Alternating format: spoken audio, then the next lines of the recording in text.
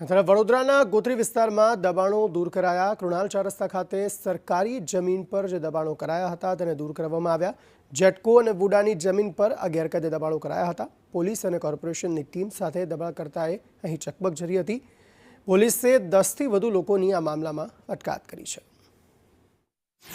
કૃણાલ 4 રસ્તા પાસે જે માર્કેટ લાગતું હતું એનો ટેકનિકલ વિભાગે અને એની સક્ષમ મંજૂરી લઈ અને વહેલી સવારથી આ કામગીરી માટે સ્થળ પર આવવામાં આવ્યા હતા। તેઓની માગણી પ્રમાણે 1 કલાક ઉપરાંતનો સમય લગભગ 3.5 થી 4 કલાકનો સમય પણ એમને આપવામાં આવ્યો હતો ખાલી કરવાનો, અને હાલ એ ડિમોલિશનની કામગીરી ચાલુ છે। લગભગ અંદાજે કદાચ 100 ઉપરની દુકાનો હતી અને બંદોબસ્ત તમામ એટલે મેડિકલ વિભાગ, આરોગ્ય વિભાગ, આપણે ફાયર વિભાગ, MGVCL અને પોલીસ, લક્ષ્મીપુરા પોલીસ સ્ટેશનનો બંદોબસ્ત